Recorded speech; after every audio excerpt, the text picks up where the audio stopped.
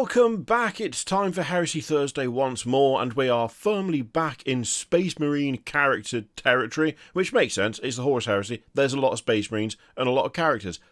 This time round, I thought last week we'd seen one of the fanciest Marines that Games Workshop had done for a while.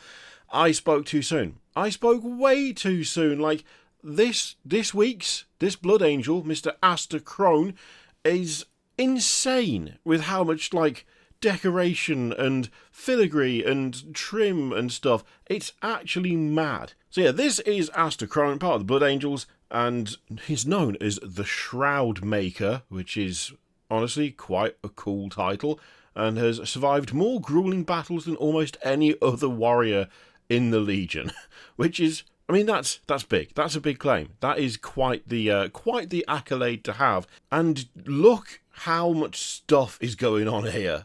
I mean, good lord. When you take a nice close look at this guy, I mean, looks great, okay? Really, really like the look of this model, especially the kind of the lower face plate that he's got. Looks fantastic. Little things, like the Blood Angel symbol that's going across the Iron Halo on the backpack there. Really like that. It's very cool. I'm assuming it's an Iron Halo. I could be wrong. Looks like it.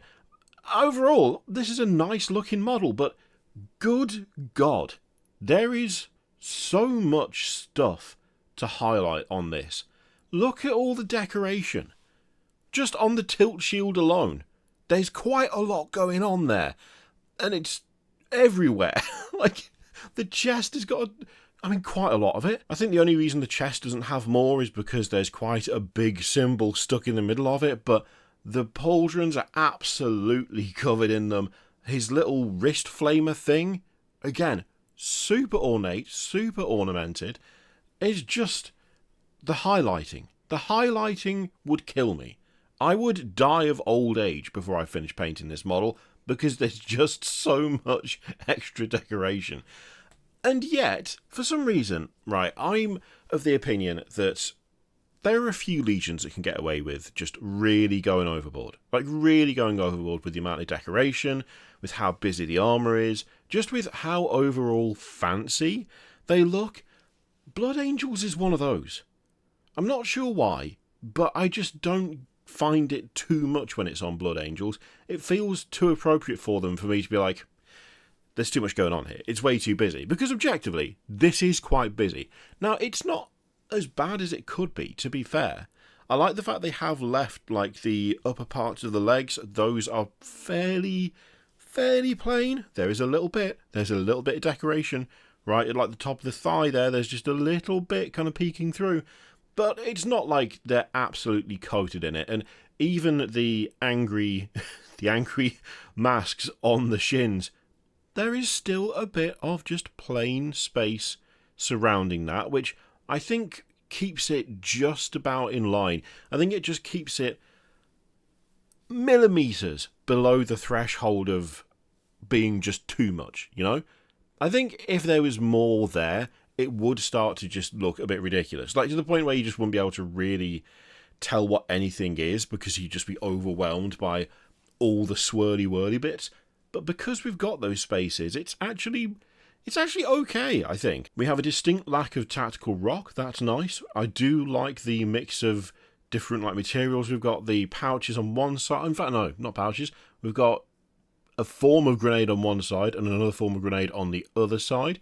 That wrist-mounted flamer is cool. I do like that a lot. The axe is very cool. That's a very nice axe. Incorporating the Blood Angels logo into the axe head is a very nice touch. Even the back of the axe has got a little bit of decoration on it, so even that's not free of the fancy touch of the Blood Angels. The pauldrons do look really fancy. I can't quite tell how much, or what's going on one of them. You can see that there's the Blood Angel symbol on one. The other, there is something else going on that looks kind of interesting, but it's difficult to see what that is from this angle, and we don't have a spinny view, and we don't have a picture from that side, so it's hard to know what's going on in terms of the decoration there. The wrist holding, on the arm holding the axe, it looks like we've got a similar pattern around the wrist like we have across the flamer, So they've kept that consistent across either side, which again, just so much stuff. So much stuff all over the guy. I really do like the head on this guy as well. The head looks really cool. That lower metal mask it's threatening, it's scary, it speaks of some sort of horrible injury. I'm not familiar with the character, so I don't know whether at any point he had the lower end of his face blasted off. Entirely possible, let's be honest. But I do just like the look of it. It's very cool. Having that ornate tilt shield along with a kind of reinforced and bulkier like gorget on the breastplate, I really like that a lot. It gives him a lot of like heft. Despite the amount of decoration and ornamentation, it still looks quite chunky, and it still looks like, you know, he's capable of taking a severe hit or two. It's a nice touch. It works really, really well on this. We do have some close-ups, which is nice. You can really see the detail on the head there as well. I like that they've zoomed in that far on that, because it's just selling it even more. Like, I already thought it looked cool. I now think it looks cooler than I did before, which it was already up there, you know? Especially love that axe. I really like it. It's such a cool little bit of weaponry. Done a good job incorporating the brand on that thing. I mean, realistically, when we look at it, it is one of those models that has just got a lot going on. It's not necessarily complex in terms of loadout or, like, extras, but just the amount of detail, the amount of extra decoration, it makes it stand out, and I think it does kind of border on being like a bit too busy. But again, for some reason, I just find that it suits Blood Angels so well. Like, there's some combination of like the red and the gold that sells it, and it could be overwhelming. But it's almost like that's the point, and so it's not as much of an issue as I find it on other models, which, I know, I'm just applying double standards to stuff, but when it feels appropriate to the personality of the Legion, I think you can get away with it a bit more, and kind of getting away with it with this guy, honestly. I think it helps that it's a fairly static pose, though. I think, like, in movement, if it was an in-motion pose, if he was sprinting or jumping or, you know, pulling off some sort of crazy weapon maneuver, it might look a bit off, but because he is about to, I'm assuming, incinerate someone, but is mostly standing still, you've just got a nice bit of flare out on the cloak, you've got a bit of movement on, like, the front of the model, but everything else is relatively static and stable.